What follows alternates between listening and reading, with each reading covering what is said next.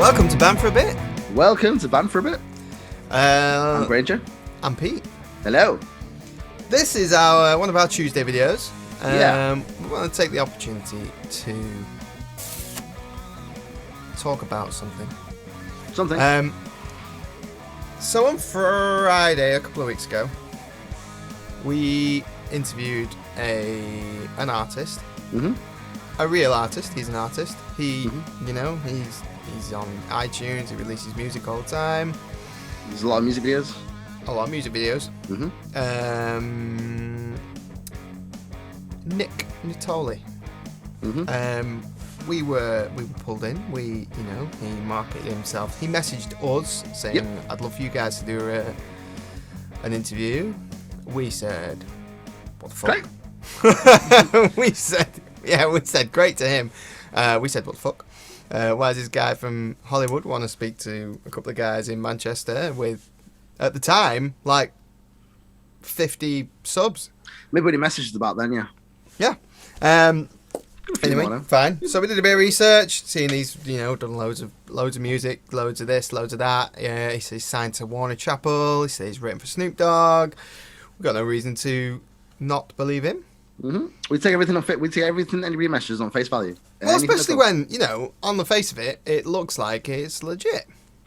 Totally, and he is an artist. I don't want to say he's not an artist. He is an artist. So immediately, 2 minutes after the video went live, we got a comment saying fake artist. And this particular guy, who was actually quite hostile in the end in the comment section, and all I was trying to do was keep it out of the public domain, this conversation, and he wasn't particularly pleasant. Anyway, he claimed this guy's a fake artist, and he seems to have made a whole YouTube channel around the fact that this guy's a fake artist, which he's not a fake artist. He is a legit artist. He makes music videos. He's got an active Instagram.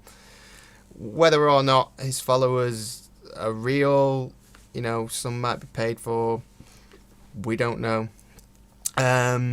So what I wanted to do was, we wanted to say, yes, we think possibly take that one with a pinch of salt. Take it on face value. There's some of the things that were said in the interview were, I think, still very wholesome, still very useful. It was all about, being positive, being, keep cracking at it. When you get knocked down, don't stop, keep going. Which is all, great. It's true. You've got to do that. Mm-hmm. Like, literally, that is how people make it. They don't stop. So, I wanted to acknowledge the fact that this had happened to us. It's not happened to us. The guy's he's a legit artist. He's just got some questionable marketing techniques. We'll call them marketing techniques. We'll go with marketing techniques. Which are unproven. Yeah. I mean, it's fairly damning evidence of some of it. I'm not going to go into it. It's not our place to go into it. It's fine. You can do research. People can do research on this. If they're watching this video, then they probably, the people who are watching this video right now, who maybe don't know our channel, are probably already watching this for a reason, maybe would have an idea of what we're talking about. Yeah. And it's a surprise. It was surprising to us, wasn't it, that something as kind of as innocent as this, just somebody messaging saying, "Look, we want to come on the channel. Really want to come on the channel. It'd be great to speak to you guys." Which is like, we were just like, great, like that's what we do. We get artists on, we speak to bands, we speak to artists, and we talk about gigging experiences and being in a band and starting a band or being a solo artist or whatever and doing things. And it just, these things have just come to light, haven't they? But he releases music videos. Like, he releases music he is videos. an artist. He makes songs. I don't know where he records them. I don't know if the music videos are his or I was told by Chapel. I have no idea. But he does. He does do that. So yeah, he is an artist. In what capacity and to what size is debatable. But so what size now? I'm not sure. No, but it's fine. It's fine. I got told to take the video down by this particular guy who seems to have just gone on a bit of a vendetta against him. Okay. not directly to take it down, but he was still said like, your YouTube channel's gonna be blocked, blah blah blah blah blah blah. I was like, right, okay, well, fine. But this guy is an artist. You can't take that away from him. I've said that before. So I'm leaving the video up, but I have switched off comments. If you're doing the research, you'll work out why. It's fine. So yeah, the video's staying up. Go and check it out. It's actually a pretty good interview. I really enjoyed it. Lovely guy. Lovely guy. Anyway, so I didn't want this to be a complete loss. So I'm going to take this opportunity to talk about something that I am by no means an expert in, but marketing your band.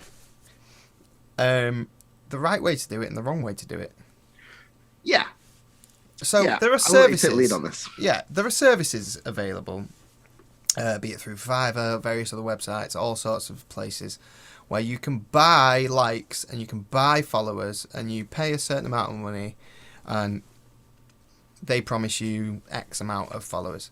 Now, where all that falls down is on the engagement of your page. So you see, you could buy yourself 10,000 followers, and then the engagement on your page, you would expect, say you put up a picture, I don't know, whatever, a puppy, your guitar, your car, whatever. You'd expect like at least 100 people of those 10,000 to, double tap and like it on Instagram or whatever. And you'd expect a couple of comments, at least from like close friends and relatives and things. So you can generally work out quite quickly if an account has got fake followers or it's paid quite for obvious followers. Because you got to do the maths on it. Okay, if you've got 10,000, 20,000, 125,000 followers or fans or whatever, if you are posting something, just the maths would state that, like, even if it was just 1% that would reply, or like 0.5%, the numbers and engagement would be a certain level, and to not have that engagement doesn't add up to. Also, everything, be it Spotify, Facebook, Instagram, YouTube, all has an algorithm. And if you don't play by that algorithm, you're going to get put to the bottom of the pile and you're not going to get seen, you're not going to get shown. Doesn't get shared. So it's obviously, it might seem like a quick win to pay for 10,000 followers or 10,000 subscribers. But then actually, as soon as the YouTube algorithm works out that those 10,000 subscribers aren't actually watching your video, or liking your video, or commenting, or, even clicking on your video and then clicking off it again, it becomes very obvious to the algorithm that you're not doing that. So what seems like a quick win actually will beat you down in the future, and you actually end up starting from worse off. Yeah, because you're so far down the listings. It's harder. And this can be done in other ways as well. Like Facebook business pages can have like thousands of likes. Events to make them look bigger. Oh, all of a sudden, like 10,000 people have liked this event. It must be a massive festival. So no idea. One that we got by. Pair of us got by in two different. I was playing with whatever. You were doing your dinosaur thing and World Held Hostage. Salford Winterfest a couple of years ago. Looked like an amazing event. Logos, there was something, videos, massive logo. There was video, thousands of likes on the page. Yeah, there was all sorts of things, thousands of likes. It was like 7,000, 8,000. They said they had 12,000 people through the doors. Blah blah blah blah blah. Loads of bands signed up to it.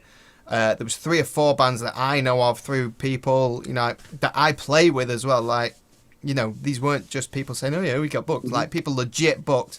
On hearsay, I don't know how true this is.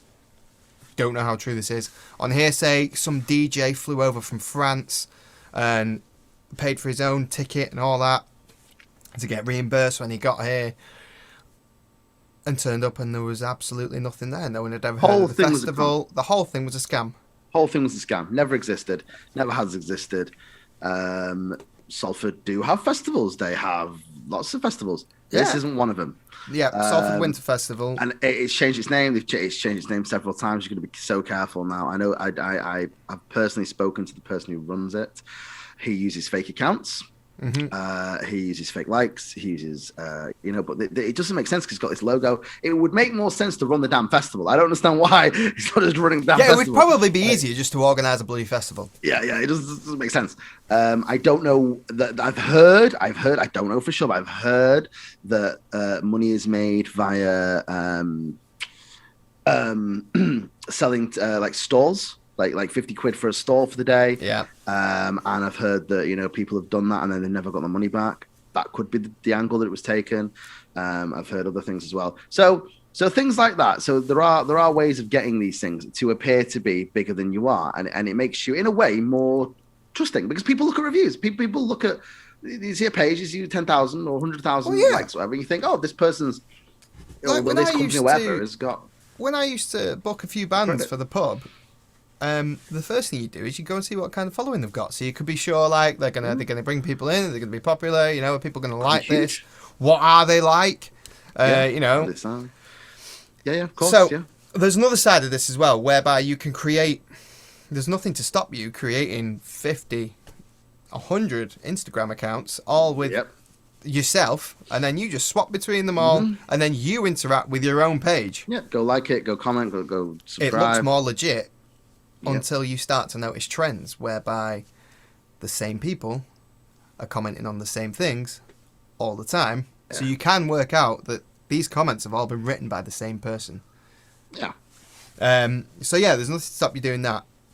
However, I think very quickly it becomes apparent what's happening, where you've got 10,000 followers and the same 20 people are always commenting and liking every single time.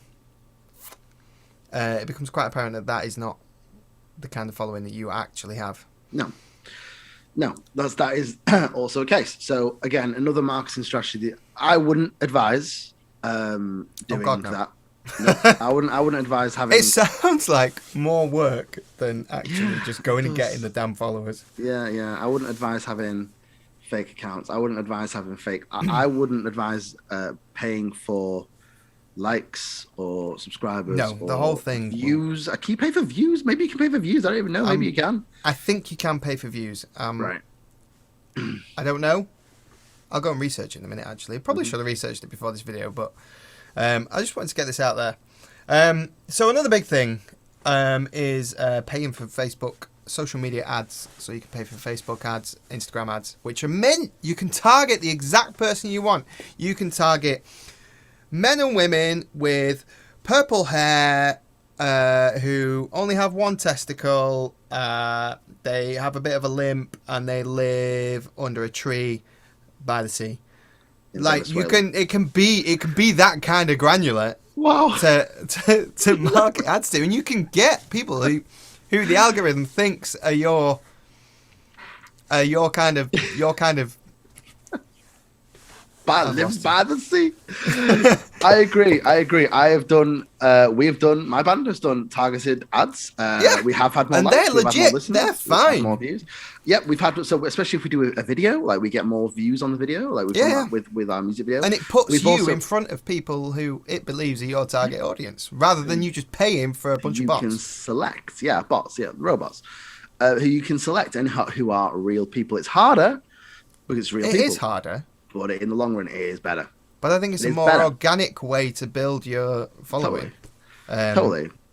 World Health Hostage use a PR guy as well.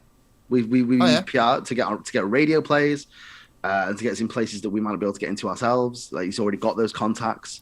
Yeah. So there's that as well. Good. A bit more Management expensive. Companies. You've got to kind of be careful with management companies and PR companies, things like that. Of course, yeah. Make sure you really pay attention to anything that you're signing. Diligence and all that. Yeah, of course. But it's another way to advertise.